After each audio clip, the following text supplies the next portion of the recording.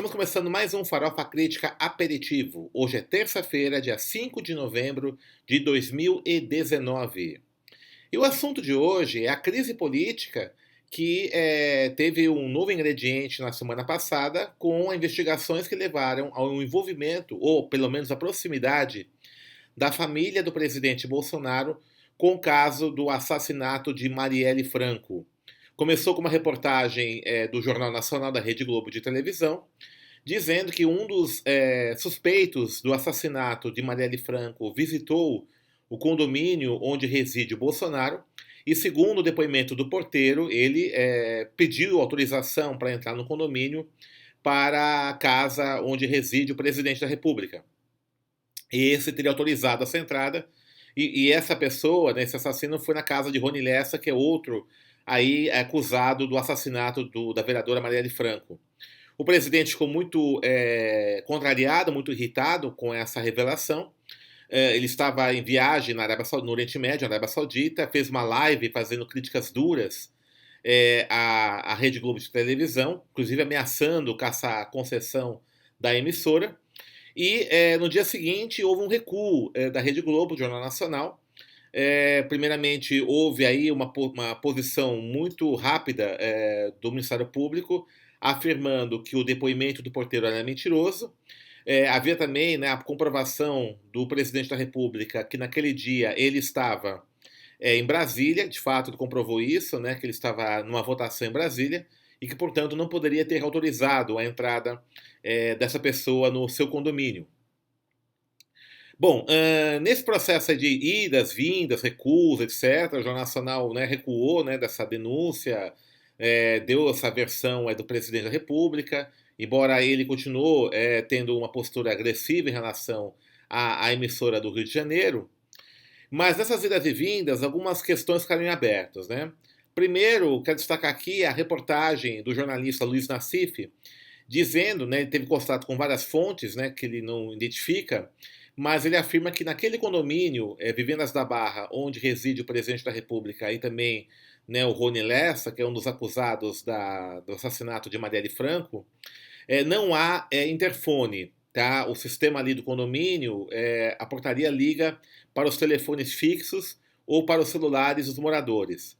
Se isso for comprovado, né, então o depoimento do porteiro não é algo tão absurdo, ele poderia muito bem ter ligado para o celular do presidente da República e esse atendido lá de Brasília, e de lá autorizado a entrada dessa pessoa acusada aí do assassinato de Marielle Franco. Então isso é uma informação que não foi, foi dada, né, pelo Luiz Nassif, e estranhamente a mídia hegemônica não foi atrás, né, dessa informação para comprovar. A segunda coisa, né, foi a própria virulência aí do presidente da República, né, uma vez que se ele for inocente de fato, se esse depoimento foi, né, mentiroso, não justificaria, né, uma atitude tão dura. Bastava apenas comprovar tudo isso e estava resolvido. Terceira coisa foi a celeridade do Ministério Público em apressar-se a desmentir o depoimento do porteiro.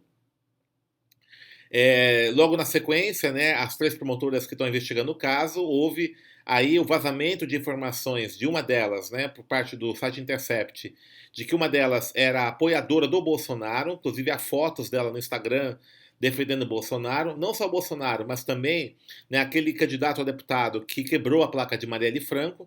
Mais do que isso ainda, né, posicionamentos dela contrário, né, à vereadora, e aí, né, por conta dessa revelação, essa promotora ela foi obrigada a se afastar. Ela se afastou, né, após intensa pressão, ela se afastou da investigação desse caso, né? E também, né, a estranheza em relação à perícia aí, né, dos áudios, né, das gravações da portaria, que foi feito em um pouco mais de 2 horas, né? Então a perícia, o Ministério Público diz que houve uma perícia nas gravações, né, em 2 horas, né, que foi feita essa perícia, e aí comprovou-se então que não há nenhum tipo de informação gravada que mostre que houve uma ligação para o presidente da República naquele dia. E vários peritos, né, a própria Associação de Peritos Criminais do Rio de Janeiro, falaram que uma perícia dessa demora, né, pelo menos 30 dias. Né, em menos de 2 horas, né, já houve essa informação do Ministério Público. Então, o que a gente observa aí é uma operação abafa, né? É uma operação abafa para tentar, né, retirar qualquer tipo de indício que mostre uma proximidade do presidente da República e sua família, né, seus filhos, com este caso aí do assassinato de Marielle Franco. Então, a investigação ela trava em função disso. E uma outra coisa que foi muito mais grave foi algumas posturas, né, posições do presidente da República que mostram o seu tom autoritário.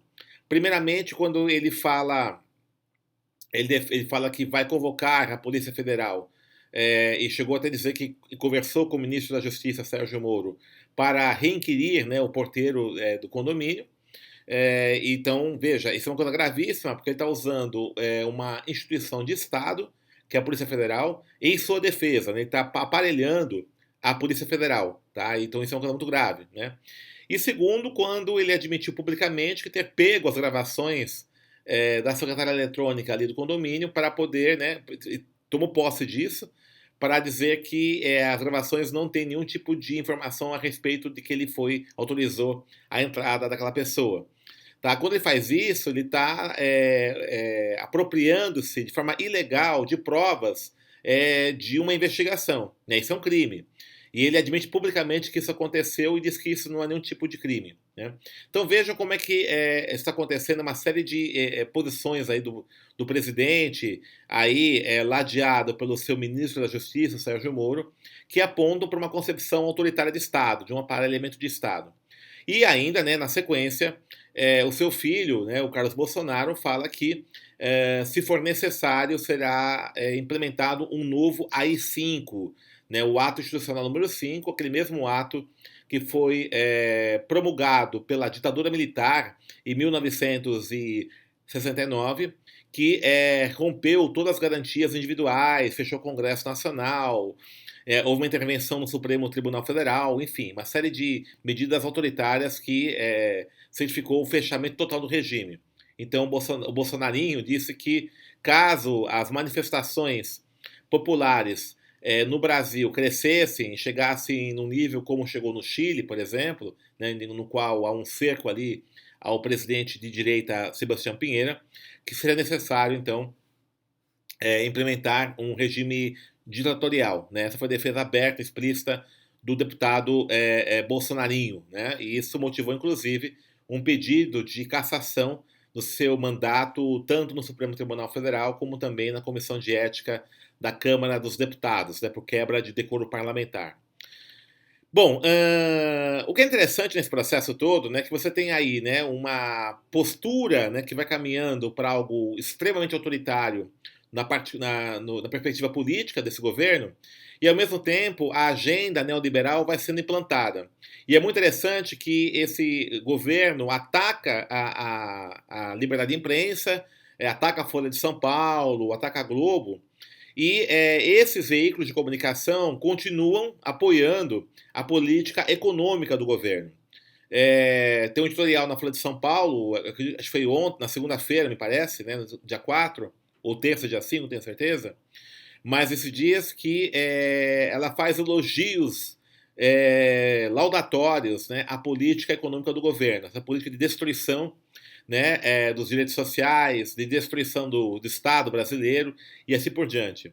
Ora, né, é muito importante a gente lembrar que esse modelo autoritário de gestão que está sendo implantado aos poucos pelo governo Bolsonaro tem como objetivo justamente implantar essa política econômica. Não há, né, uma contradição entre esse modelo econômico neoliberal e o modelo político autoritário que está sendo implantado pelo governo Bolsonaro. E aí então você observa, né, essa coisa Frankenstein aí dos grandes meios de comunicação de massa que fazem essas críticas ao modelo autoritário do governo, mas essa crítica ela vai ter um certo momento, né? Ela fica uma crítica pontual, muito mais a posturas do governo, etc.